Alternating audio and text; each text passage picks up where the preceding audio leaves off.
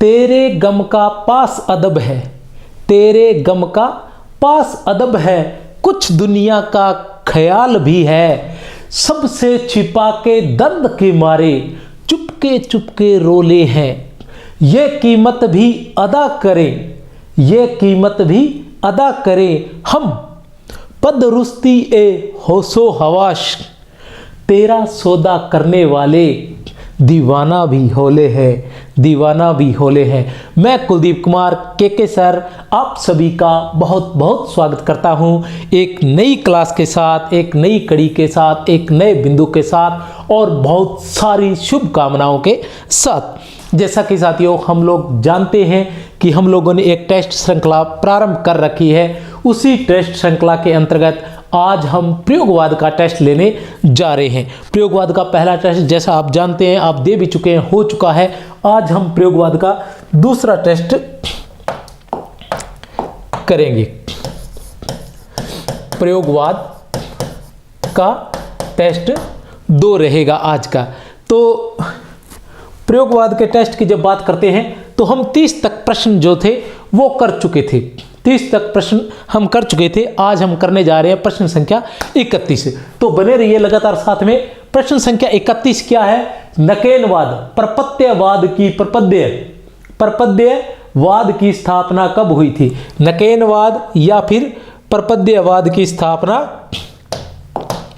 कब हुई थी? नकेनवाद या प्रपद्यवाद की स्थापना कब हुई थी? ए, बै, से या फिर दे? तो कब हुई थी? से 1956 ईस्वी में। किसने की थी? नलिन विलोचन शर्मा ने। किसने की थी? नलिन विलोचन शर्मा ने। प्रयोगवाद के ही ये नाम थे। कौन कौन से? प्रयोगवाद, प्रपद्यवाद और नकेनवाद। प्रपद्यवाद और नकेनवाद एक ही था। इसके मैं पहले ही बता चुका हूं आपको। न का मतलब है नलिन विलोचन शर्मा, के का मतलब है केसरी कुमार और न का मतलब है नरेश कुमार। तो ये थे सारे नकेनवाद। इन तीनों ने मिलकर नकेनवाद की स्थापना की थी। और नकेनवादी या प्रपद्यवादी जो थे वो कहते थे कि अज्ञ के समूह के लिए कहते थे कि वो तो क्या है? प्रयोगशील कवि है। वास्तव में प्रयोगवादी तो हम हैं। जैसे कि जो प्रयोगवाद के कवि माने जाते हैं, अज्ञ का जो समूह माना जाता है, उन्होंने प्रयोग को साधन माना था, साध्य नहीं माना था। लेकिन ये इन्होंने घोषणा की थी कि प्रयोग हमारे लिए साध्य है, न कि साधन है। तो ये था नकेनवाद। चलो चलते हैं आगे। बाकी प्रयोगवाद के बारे में विस्तार से मैं पहले बता चुका हूं। टटकी कविता के प्रवर्तक माने जाते हैं। टटकी कविता के प्रवर्तक माने जाते हैं। ए, बै, से या फिर दे? कौन माने जाते हैं टटकी कविता के प्रवर्तक? तो टटकी कविता के प्रवर्तक माने जाते हैं रामवचन राय। रामवचन राय टटकी कविता के प्रवर्तक रामवचन राय माने जाते हैं। तो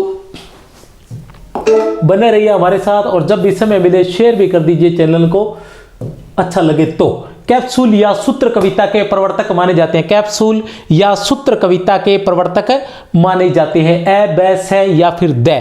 कौन माने जाते हैं? कैप्सूल या सूत्र कविता के प्रवर्तक। तो कौन माने जाते हैं?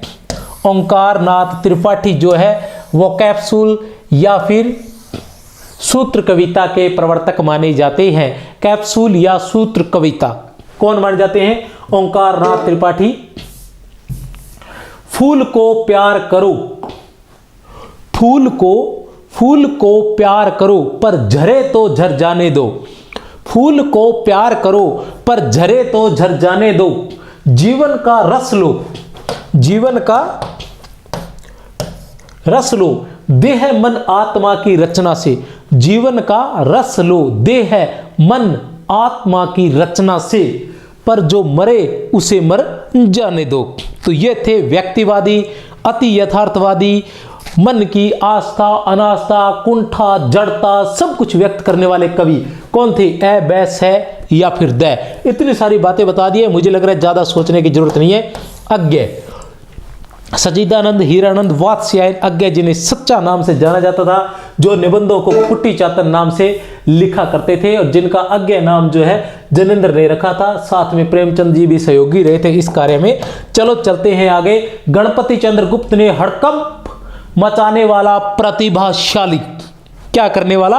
हड़कंप मचा देने वाला प्रतिभाशाली कौन था? ऐसा साहित्यकार, जिसे हड़कंप मचा देने वाला, ऐसी बातें लिखते थे, ऐसा साहित्य लिखते थे जैसा पहले किसी ने नहीं लिखा और न आज तक लिखा है, बिल्कुल हटकर, दुनिया से बिल्कुल हटकर। उन्हें किसी की कोई परवाह नहीं थी। मतलब आस्थाओं को, अनास्थाओं को, इन सब चीज़ों को तोड़ने वाले, रूढ़ियों को, परंपराओं को, इन सब को तोड़ने वाले तो बहुत मिलेंगे, लेकिन जैसा इन्होंने तोड़ा था, जैसा ये चले थे अपने बनाए रास्ते पे, जहां मन किया वहां चल पड़े, ऐसे थे।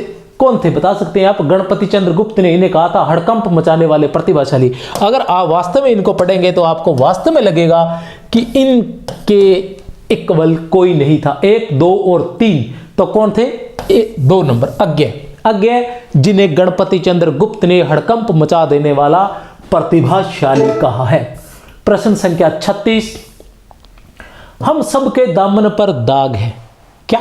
हम सबके दामन पर दाग है, हम सबकी आत्मा में झूठ है, हम सबके माथे पर शर्म है, हम सबके हाथों में टूटी तलवारें हैं। उपयुक्त पंक्तियों के रचनाकार हैं कौन है? उपयुक्त पंक्तियों के रचनाकार कौन है? आप देख सकते हैं ए बैस है या फिर द, ए बैस है या फिर द। क्या है? हम सबके दामन पर दाग है, हम सबकी आत्मा में झूठ है, हम सबके माथे पर शर्म है, हम सबके हाथों में टूटी तलवारें हैं। उपयुक्त पंक्तियों के रचनाकार हैं कौन है? उपयुक्त पंक्तियों के रचनाकार डॉक्टर धर्मवीर भारती। कौन है? डॉक्टर धर्मवीर भारती। प्रश्न संख्या 37, प्रयोगवाद से संबंधित सत्य कथन है। आप पढ़ सकते हैं, प्रयोगवाद से संबंधित सत्य कथन है, लघु मानव को उसकी समस्त हीनता और महत्ता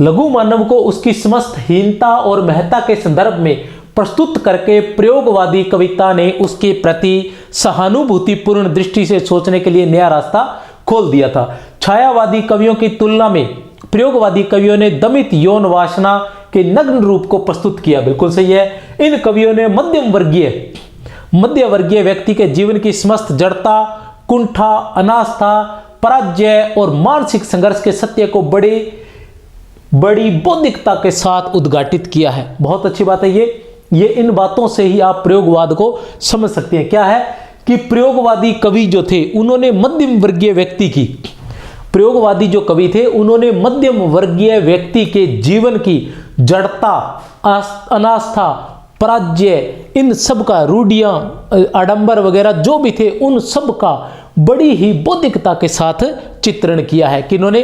प्रयोगवादी कवियों ने। तो प्रयोगवाद से संबंधित सत्य कथन कौन सा है? उपयुक्त सभी। ये सभी जो है प्रयोगवाद से संबंधित सत्य कथन है। छायावादी कवियों की तुलना में दमित यौन वासना, मतलब मैं की अभिव्यक्ति तो छायावाद में भी थी। अगर मैं की अभिव्यक्ति मानी जाती है तो प्रारंभ छायावाद से माना जाता है, लेकिन यह था मैं मतलब बाहरी मैं। छायावाद में बाहरी मैं था, लेकिन जो प्रयोगवाद था उसमें आंतरिक मैं था, जो अंदर बैठा हुआ व्यक्ति है जिसके बारे में हम किसी को नहीं बताते हैं। हर इंसान बाहर कुछ और है, अंदर कुछ और है।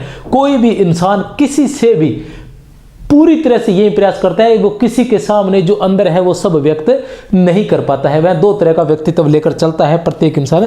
लेकिन इस काल के जो कवि थे वो 2 तरह का व्यक्तित्व लेकर नहीं चले थे।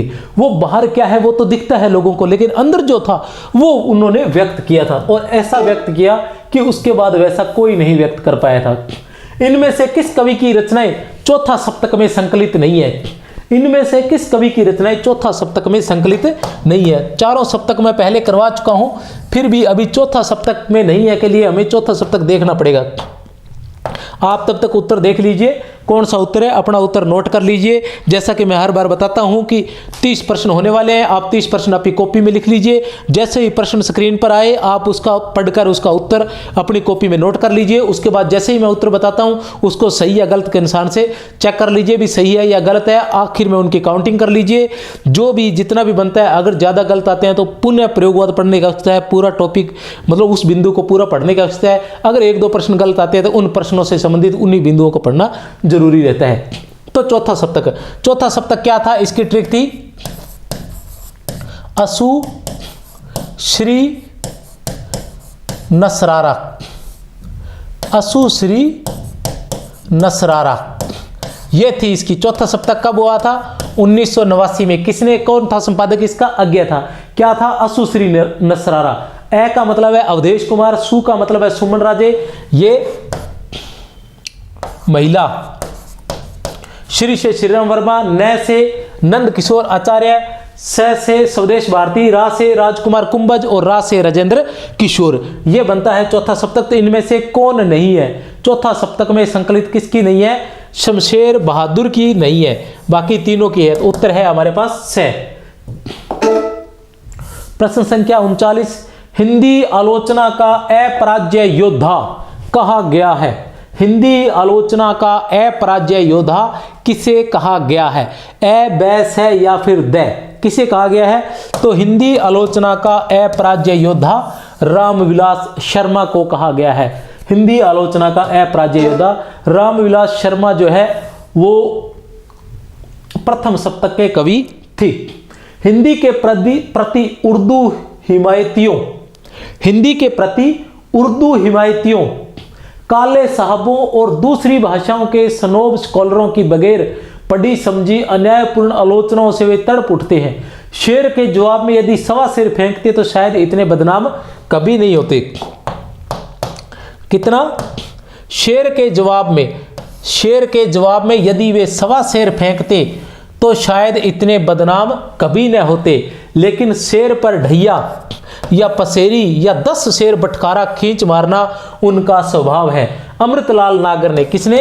अमृतलाल नागर ने यह कथन किस आलोचक के लिए कहा है? अमृतलाल नागर ने यह कथन जो है वो किस आलोचक के लिए कहा है? बहुत ही बढ़िया है कि ऐसे एक आलोचक जो किसी का जवाब देते वक्त, ठीक है, तो जो कोई शेर पे सवा शेर मारना तो आम बात है, लेकिन वो 10 शेर देकर मारते थे। मतलब जैसी जवाब ईंट का जवाब पत्थर से नहीं पहाड़ से दिया करते थे। तो ऐसे कौन थे? रामविलास शर्मा। अपराज्य योद्धा, अपराज्य योद्धा जो कभी पराजित नहीं हुए थे। अज्ञा ने कवियों का कवि किसे कहा है? अज्ञा ने कवियों का कवि किसे कहा है? ए को, बै को, से को या फिर द को? बहुत बार बता चुका हूं पहले भी। अज्ञा ने कवियों का कवि किसे कहा है? अज्ञा ने कवियों का कवि किसे कहा है? तो कवियों का कवि कहा है शमशेर बहादुर सिंह को। अज्ञा ने कवियों का कवि किसे कहा है? शमशेर बहादुर सिंह को। निराला को क्या कहा है? वसंत का अग्रदूत। निराला को उन्होंने कहा है बसंत का अग्रदूत। दिनकर को कहा है समय सूर्य, और फणीश्वरनाथ रेणु को कहा है धरती का धनी। इसी तरह हजारी प्रसाद द्विवेदी को कहा है 20वीं सदी का बाणभट्ट। 20वीं सदी का बाणभट्ट। ये अज्ञा ने अन्य कवियों को नाम दिए हैं। इनको क्या कहा है? समय सूर्य। दिनकर को समय सूर्य, फणीश्वरनाथ रेणु को धरती का धनी, हजारी प्रसाद द्विवेदी को 20वीं सदी का बाणभट्ट और शमशेर बहादुर सिंह को कवियों का कवि। रघुवीर सहाय से संबंधित सत्य कथन है। रघुवीर सहाय से संबंधित सत्य कथन है। रघुवीर सहाय से संबंधित सत्य कथन है। रघुवीर सहाय पेशे से पत्रकार थे। अज्ञा के बुलाने पर दिल्ली आकर अंग्रेजी पत्र वाक में काम किया। रघुवीर सहाय की कविताएं दूसरा सप्तक में संकलित है। उपयुक्त सभी, बिल्कुल सही, उपयुक्त सभी। उत्तर है द इसका। प्रश्न संख्या 43, रघुवीर सहाय को उनकी किस कृति के लिए साहित्य अकादमी पुरस्कार से सम्मानित किया गया था? रघुवीर सहाय को उनकी किस कृति के लिए साहित्य अकादमी पुरस्कार से सम्मानित किया गया था? ए, बै, से या फिर द? किस कृति के लिए किया गया था? रघुवीर सहाय को उनकी किस कृति के लिए साहित्य अकादमी पुरस्कार से सम्मानित किया गया था? किसके लिए किया गया था? ए के लिए। किसके लिए किया गया था? ए के लिए किया गया था। कब किया गया था? लोग भूल गए हैं, 1982 में आई थी, जिसे 1984 में साहित्य अकादमी पुरस्कार से सम्मानित किया गया था। कब? 1984 ईस्वी में। रघुवीर सहाय के बारे में ट्रिक है कि रघुवीर सहाय दूसरा सप्तक में संकलित, रघुवीर सहाय दूसरा सप्तक के कवि हैं। रघुवीर सहाय दूसरा सप्तक के कवि हैं जो सीढ़ियों पर धूप में बैठकर आत्महत्या के विरुद्ध लोगों से कह रहे थे कि हंसो हंसो जल्दी हंसो, लोग भूल गए हैं हंसना, कुछ पते हैं उन पर चिट्ठियां लिखो, कुछ पते हैं उन पर चिट्ठियां लिखो। तो ये थी रघुवीर सहाय के काव्य संग्रह की ट्रिक। उसके बाद देखते हैं 20 साल धोखा दिया गया। 20 साल धोखा दिया गया, फिर वहीं कहा जाएगा विश्वास करने को, फिर वहीं कहा जाएगा विश्वास करने को, जितना बड़ा दल होगा उतना ही खाएगा देश को। ए, बै, से या फिर दै, किसकी पंक्तियां हैं ये?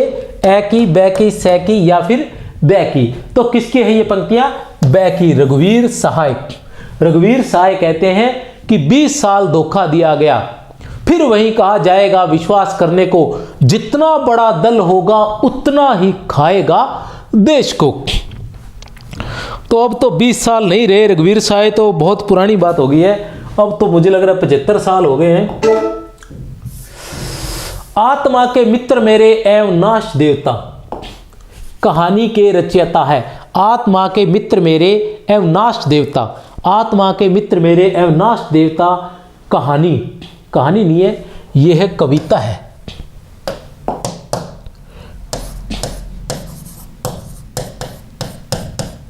कविता के रचयिता है। ए, बै, से या फिर दै। ए, बै, से या फिर दै, तो कौन है? बै। मुक्तिबोध। कौन है? मुक्तिबोध। तो मुक्तिबोध की जब हम बात करते हैं तो थोड़ा सा बात कर ही लेते हैं। मुक्तिबोध की जब हम बात करने बैठे हैं तो थोड़ी सी बात हम कर ही लेते हैं।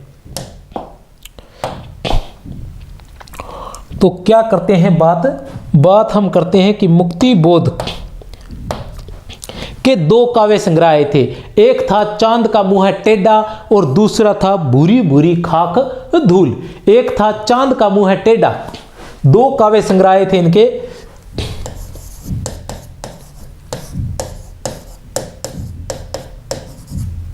एक था चांद का मुंह है टेढ़ा और दूसरा था भूरी भूरी खाक धूल। चांद का मुंह है टेढ़ा और भूरी भूरी खाक धूल। इनके अलावा एक इनकी प्रसिद्ध 2 कविताएं, बहुत सी प्रसिद्ध 2 मान लेते हैं। एक थी ब्रह्म राक्षस और एक थी अंधेरे में। ये 2 कविताएं बहुत प्रसिद्ध थी। जो अंधेरे में कविताएं हैं इसके बारे में थोड़ी सा कहानी है, वो मैं आपको बता देना चाहता हूं। जो अंधेरे में कविता है वो 1934 ईस्वी में। कब? 1934 ईस्वी में। 1934 ईस्वी में किसमें? कल्पना पत्रिका में। 1934 ईस्वी में कल्पना पत्रिका में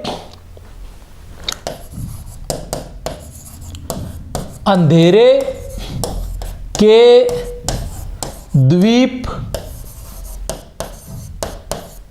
आशंका में, अंधेरे के द्वीप आशंका में इस नाम से प्रकाशित हो चुकी थी। कब? 1934 ईस्वी में कल्पना पत्रिका में ये पहले ही प्रकाशित हो चुकी थी। किस नाम से? अंधेरे के द्वीप आशंका में। अंधेरे के द्वीप आशंका में 1934 ईस्वी में कल्पना में इस नाम से प्रकाशित हो चुकी थी। ये इसलिए दिया है क्योंकि अंधेरे में कविता के बारे में पूछा जाता है कि यह पहले किस नाम से प्रकाशित हुई थी। तो किस नाम से प्रकाशित हुई थी?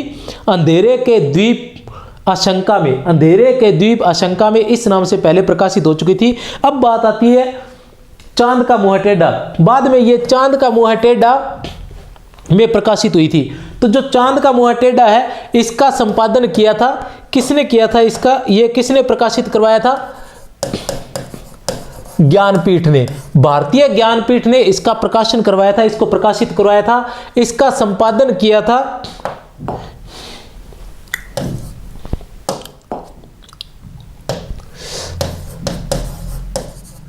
श्रीकांत वर्मा ने, संपादन किया था श्रीकांत वर्मा ने। और इसकी भूमिका में वो लिखते हैं, श्रीकांत वर्मा जो है वो इसकी भूमिका में लिखते हैं, क्या लिखते हैं भूमिका में, कि जो गजानन माधव मुक्तिबोध थे, तो जो चांद का मुंह टेढ़ा है उसके प्रकाशन होने से पहले वो बीमार थे। तो जब वे बीमार थे तब उन्होंने कहा था कि जो मेरी चांद का कविताएं हैं, चंबल की घाटियां और आशंका के द्वीप अंधेरे में, ठीक है ना, अंधेरे में आशंका के द्वीप, ठीक है, क्या नाम है, सॉरी, अंधेरे के द्वीप आशंका में। तो ये जो कविता है इसको क्या, ओह ये त्रुटि होगी थोड़ी, ये है, चेक कर लेना थोड़ा, आशंका के द्वीप अंधेरे में, आशंका के द्वीप अंधेरे में, ये रहेगा। तो उसको आप अंधेरे में नाम से प्रकाशित करवाना, उसका शीर्षक बदलकर प्रकाशित करवाना, ऐसा श्रीकांत वर्मा उसकी भूमिका में लिखते हैं। और वो कहते हैं कि ऐसा किसने कहा था, मुक्तिबोध ने कहा था। किन रचनाओं के लिए, चंबल की घाटियां और अंधेरे के द्वीप आशंका के, आशंका के द्वीप अंधेरे में, इसको प्रकाशित करवाना। तब उन्होंने क्या किया था, और दोनों को आगे पीछे साथ करवाना। तो जो चांद का मुंह टेढ़ा है उसकी अंतिम कविता है वो है अंधेरे में, अंतिम कविता जो है ये इसकी कहानी थी। उसके अलावा जो इनकी एक ट्रिक भी है, ट्रिक वो ये है कि कहानी की बात करते हैं तो इनकी ट्रिक है,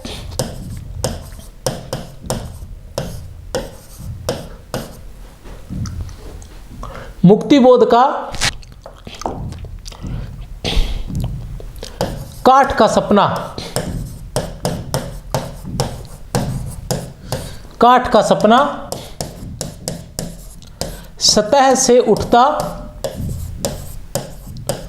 आदमी है।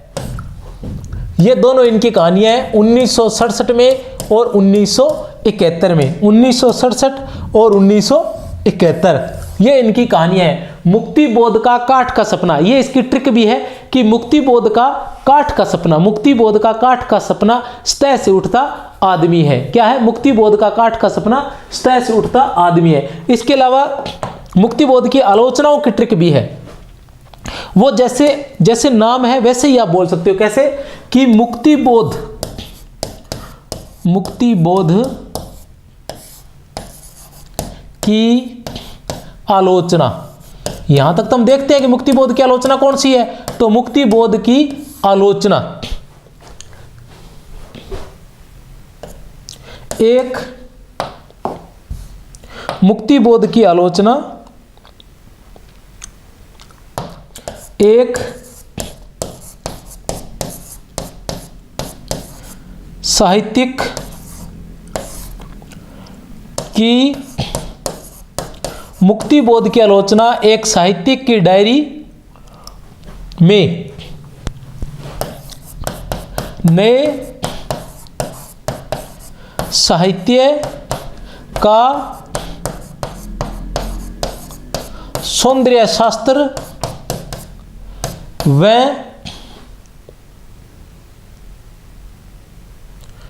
समीक्षा की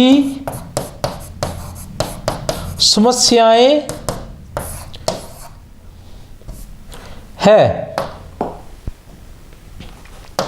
क्या है इसकी ट्रिक, मुक्तिबोध की आलोचना एक साहित्यिक की डायरी में, एक साहित्यिक की डायरी में नए साहित्य का सौंदर्य शास्त्र व समीक्षा की समस्याएं है। ये थी मुक्तिबोध की आलोचना। कौन सी है, एक साहित्यिक की डायरी और नए साहित्य का सौंदर्य शास्त्र और समीक्षा की समस्याएं, समीक्षा की समस्याएं, ये थी इनकी। उसके बाद आते हैं मुक्तिबोध के बारे में। मुक्तिबोध को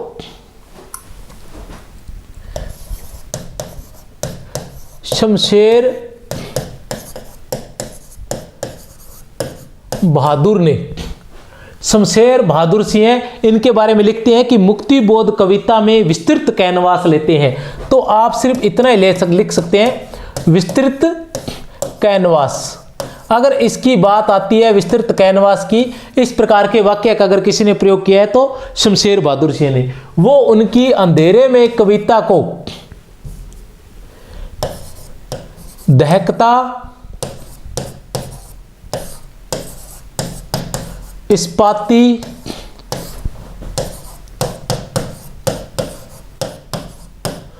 दस्तावेज मानते हैं। वे शमशेर बहादुर सिंह क्या मानते हैं? दहकता इस्पाती दस्तावेज, दहकता इस्पाती दस्तावेज मानते हैं। श्रीकांत वर्मा मलयज, श्रीकांत वर्मा क्या कहते हैं? मलयज को बाद में देखेंगे। श्रीकांत वर्मा क्या कहते हैं कि वे स्वयं ही ब्रह्म राक्षस थे, वे स्वयं ही ब्रह्म राक्षस थे। कौन कहते हैं? श्रीकांत वर्मा। श्रीकांत वर्मा क्या कहते हैं कि वे स्वयं ही ब्रह्म राक्षस थे। और रमेश कुंतल मेघ क्या कहते हैं? रमेश कुंतल मेघ ने उन्हें क्या कहा है? लोक जीवन का जासूस, लोक जीवन का जासूस। ये थी मुक्तिबोध के बारे में। एक बात और है, वो आगे चलकर बताऊंगा मैं, क्योंकि अभी उसके बारे में प्रश्न आने वाला है। तो देखिए प्रश्न संख्या 46।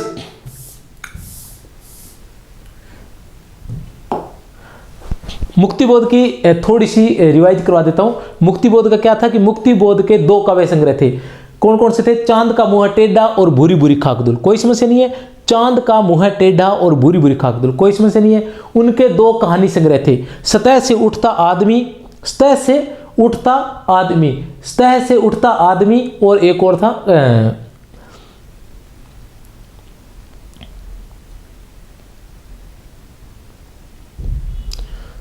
चलो कोई बात नहीं, पहले बोल चुका हूं मैं। एक था सतह से उठता आदमी, एक कहानी और थी। उसके अलावा उनका एकमात्र उपन्यास था विपात्र। उनकी जो आलोचनाएं थी वो थी एक साहित्य की डायरी, नए साहित्य का सौंदर्य शास्त्र, एक साहित्यिक की डायरी, नए साहित्य का सौंदर्य शास्त्र और समीक्षा की समस्याएं। उसके अलावा उनकी अंधेरे में और ब्रह्म राक्षस, ये बहुत ही प्रसिद्ध कविताएं थी, अंधेरे में और ब्रह्म राक्षस। इसके बारे में, बाकी चीज़ों के बारे में आपको बता चुका हूं कि उनको क्या कहा गया था? रमेश कुंतल मेघ द्वारा लोक जीवन का जासूस कहा गया था। और शमशेर बहादुर सिंह कहते हैं कि वो विस्तृत कैनवास लेते हैं, विस्तृत। और उसके अलावा शमशेर बहादुर सिंह उनके अंधेरे में कविता को दहकता इस्पाती दस्तावेज कहते हैं, दहकता इस्पाती दस्तावेज भी कहते हैं। चलो देखते हैं प्रश्न संख्या 46। मुक्तिबोध को लोक जीवन का जासूस किसने कहा है? ये तो आ गया, फिर से ये भी आ गया, मैंने बता दिया, रमेश कुंतल मेघ। चलो कोई बात नहीं, आगे एक प्रश्न और भी आएगा, इनके बारे में बताएंगे। सर्वेश्वर दयाल सक्सेना किस कृति को साहित्य अकादमी पुरस्कार मिला? सर्वेश्वर दयाल सक्सेना की किस कृति को साहित्य अकादमी पुरस्कार से सम्मानित किया गया था? ए, ब, स या फिर द? तो किससे? ऐसे खूंटियों पर टंगे लोग। सर्वेश्वर दयाल सक्सेना की किस कृति को साहित्य अकादमी से सम्मानित किया गया था? खूंटियों पर टंगे लोग। कब किया गया था? 1982 की रचना है और 1983 ईस्वी में इसे साहित्य अकादमी पुरस्कार से सम्मानित किया गया था। बाकी जो सभी है वो भी किसके है? सर्वेश्वर दयाल सक्सेना के ही काव्य संग्रह है।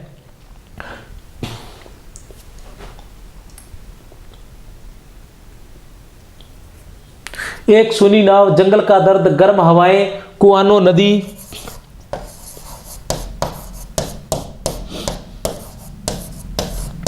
आदि काव्य संग्रह थे सर्वेश्वर दयाल सक्सेना के। सर्वेश्वर दयाल सक्सेना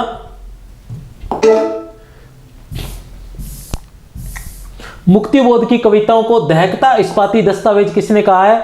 मुक्तिबोध की कविताओं को दहकता इस्पाती दस्तावेज शमशेर बहादुर सिंह ने, शमशेर बहादुर सिंह ने।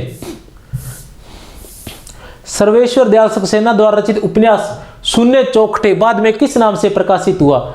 सर्वेश्वर दयाल सक्सेना द्वारा प्रकाशित रचित उपन्यास शून्य चौखटे बाद में किस नाम से प्रकाशित हुआ था? शून्य चौखटे किस नाम से प्रकाशित हुआ था? ए, ब, स या फिर द? किस नाम से प्रकाशित हुआ था? ऐसे उड़े हुए रंग।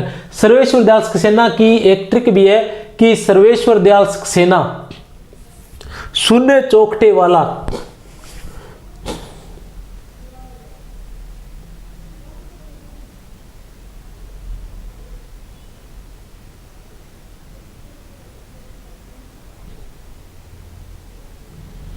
सर्वेश्वर दयाल सक्सेना। वैसे ये उपन्यास सभी उन्हीं के है, सोया हुआ जल भी उन्हीं के है, अंधेरे पर अंधेरा भी उन्हीं है, कच्ची सड़क भी उन्हीं की है। इनकी ट्रिक अभी दिमाग में नहीं आ रही है, हो सकता है प्रश्न करवाते करवाते आ जाए।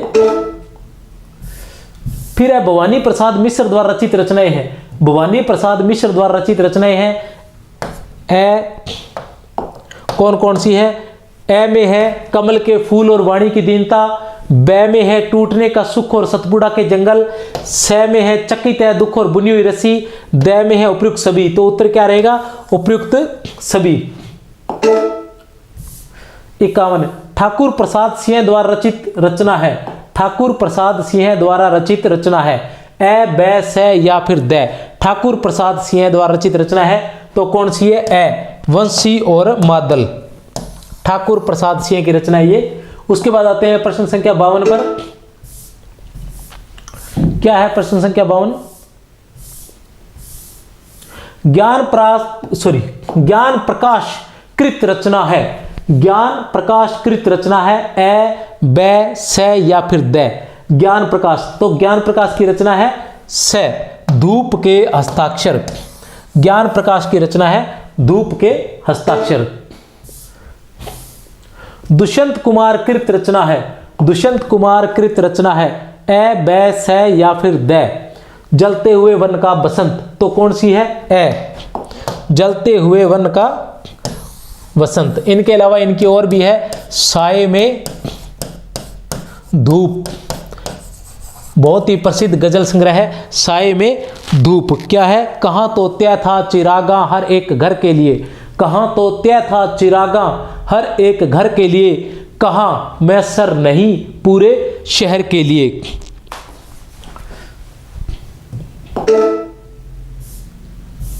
हो आग कहीं भी लेकिन आग जलनी चाहिए, मेरे सीने में नहीं तो तेरे सीने में ही सही, मेरे सीने में नहीं तो तेरे सीने में ही सही, हो कहीं भी आग लेकिन आग जलनी चाहिए। दुष्यंत कुमार। हिंदी काव्य में प्रयोगवाद का प्रारंभ कब से माना जाता है? ए ब स या फिर द। हिंदी काव्य में प्रयोगवाद का प्रारंभ सन 1943 ईस्वी में अज्ञे द्वारा संपादित तार सप्तक के प्रकाशन से, द्वितीय तार सप्तक के प्रकाशन से, ए एवं ब दोनों या कोई नहीं, तो किससे? ए से। 1943 ईस्वी से प्रयोगवाद का प्रारंभ माना जाता है। 55 बुनी हुई रस्सी के रचयिता है। बुनी हुई रस्सी के रचयिता है। ए ब स या फिर द। बुनी हुई रस्सी के रचयिता है। ए ब स या फिर द, तो कौन है बुनी हुई रस्सी के रचयिता? भवानी प्रसाद मिश्र। भवानी प्रसाद मिश्र, जिसे 1972 ईस्वी में साहित्य अकादमी पुरस्कार से सम्मानित किया गया था। किसे? बुनी हुई रस्सी को। प्रश्न संख्या 56 अज्ञे ने बसंत का अग्रदूत किसे कहा है? अज्ञे ने बसंत का अग्रदूत किसे कहा है? मैं बता भी चुका हूं, ए ब स या फिर द। ए ब स या फिर द, तो कौन है? अज्ञे ने बसंत का अग्रदूत किसे कहा है? द को, निराला को। किसे कहा है? निराला को। प्रश्न संख्या 57 क्या है? प्रश्न संख्या 57 अज्ञे द्वारा जेल में रचित रचनाएं हैं। ए ब स या फिर द। अज्ञे द्वारा जेल में रचित रचनाएं हैं तो कौन सी है? उपयुक्त सभी है।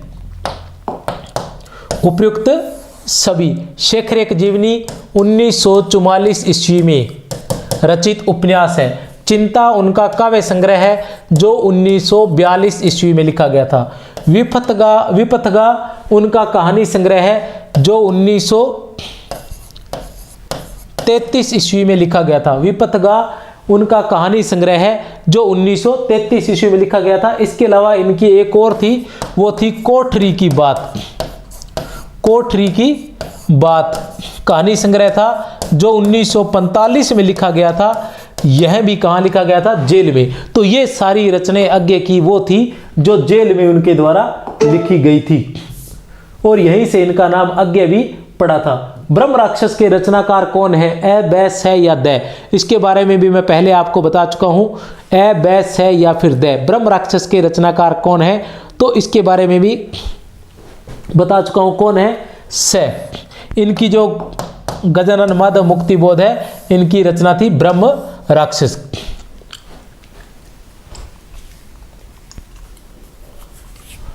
प्रश्न संख्या 59, अमन राग। अमन राग या अमन का राग भी हो सकती है। अमन राग या अमन का राग कविता के रचनाकार है ए, बै, से या फिर दै? ए, बै, से या फिर दै? तो कौन है? दै। शमशेर बहादुर सिंह है। अमन राग कविता के रचनाकार कौन है? शमशेर बहादुर सिंह है। शमशेर बहादुर सिंह की जो काव्य संग्रह है वो है कुछ कविताएं, कुछ कविताएं, कुछ और कविताएं, कुछ कविताएं, कुछ और कविताएं, शमशेर बहादुर की कविताएं, शमशेर की गजलें, ये इनके काव्य संग्रह है। ठीक है ना? क्या है? कुछ कविताएं, कुछ और कविताएं, शमशेर बहादुर की कविताएं, शमशेर की गजलें, उदिता उदिता, चुका भी हूं नहीं मैं, चुका भी हूं नहीं मैं, काल तुझसे होड़ मेरी, चुका भी हूं नहीं मैं, काल तुझसे होड़ मेरी, ये इनके हैं रचनाएं हैं। उसके अलावा शमशेर बहादुर सिंह है, इन्हें बात का कवि,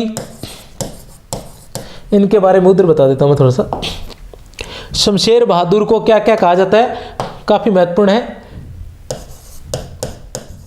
बात का कवि, मूड्स का कवि और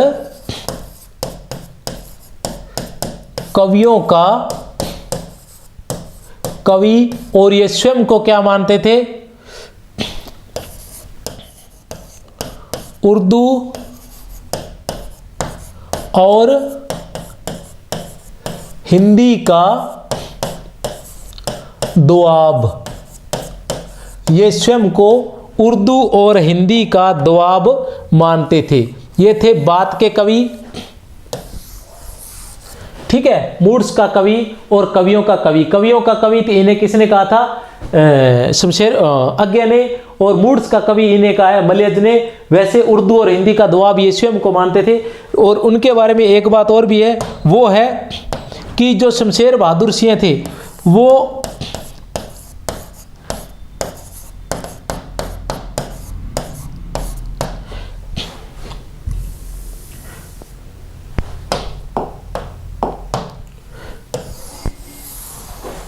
शमशेर बहादुर सिंह जो थे वो विचारों के स्तर पर, तो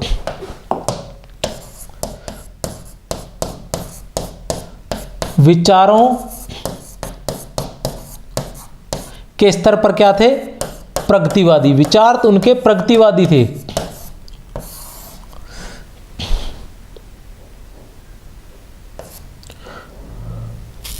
विचारों के स्तर पर प्रगतिवादी और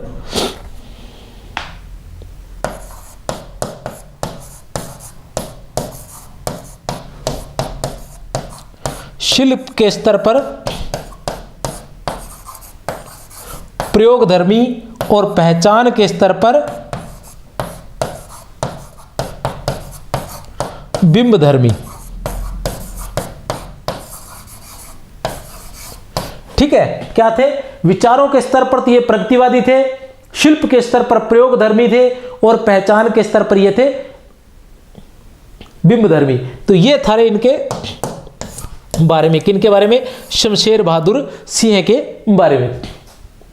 अब आते हैं प्रश्न संख्या 60 पर। क्या है प्रश्न संख्या 60? कविता के बहाने के रचनाकार हैं। कविता के बहाने के रचनाकार हैं। कौन है कविता के बहाने के रचनाकार? है कुंवर नारायण। कौन है? कुंवर नारायण। ठीक है, कविता के बहाने के रचनाकार कौन है? कुंवर नारायण। न जाने कब से बंद इस तरह खुला घर का दरवाजा एक दिन। न जाने कब से बंद इस तरह खुला घर का दरवाजा एक दिन, जिस तरह गर्द से ढकी एक पुरानी किताब। 2005 में भारतीय ज्ञानपीठ पुरस्कार से सम्मानित। भारतीय ज्ञानपीठ पुरस्कार से सम्मानित 7 लाख रुपए राशि मिली थी। 7 लाख रुपए राशि लेने वाले ये अंतिम थे। 2005 के बाद ये राशि हो गई थी 11 लाख रुपए। कितनी हो गई थी? बाद में यह राशि जो है 11 लाख रुपए हो गई थी। और इनको कोई दूसरा नहीं के लिए साहित्य अकादमी पुरस्कार भी मिला था। कोई दूसरा नहीं के लिए इन्हें साहित्य अकादमी पुरस्कार मिला था। कब मिला था? 1995 ईस्वी में। किसके लिए? कोई दूसरा नहीं काव्य संग्रह। और इसी काव्य संग्रह को व्यास सम्मान भी मिला था। इसी काव्य संग्रह को व्यास सम्मान भी मिला था, कोई दूसरा नहीं को। इसके अलावा एक इनका खंड काव्य भी था, आत्मजयी। आत्मजयी जिसकी जो कहानी है कठोपनिषद से ली गई है, जिसमें यम नचिकेता की कहानी है, जिसमें नचिकेता को नई पीढ़ी का प्रतीक माना गया है। नचिकेता को जिसमें नई पीढ़ी का प्रतीक माना गया है। तो ये था हमारा प्रयोगवाद। बहुत बहुत शुभकामनाएं, बहुत शुभकामनाएं। अच्छा, जाते जाते एक बार और वो याद आ गया मुझे कि सर्वेश्वर दयाल सक्सेना शून्य चौखटे वाला, क्या है? उनके उपन्यास है। सर्वेश्वर दयाल सक्सेना शून्य चौखटे वाला पागल कुत्तों का मसीहा है। सर्वेश्वर दयाल सक्सेना शून्य चौखटे वाला पागल कुत्तों का मसीहा है, जो सोया हुआ जल पीकर कच्ची सड़क पर अंधेरे में सो गया। सोया हुआ जल पीकर कच्ची सड़क में अंधेरे में सो गया। अंधेरे में तात्पर्य अंधेरे पर अंधेरा। उनके उपन्यास थे शून्य चौखटे, पागल कुत्तों का मसीहा, सोया हुआ जल, कच्ची सड़क और अंधेरे पर अंधेरा। जय हिंद, जय भारत। बहुत बहुत शुभकामनाएं।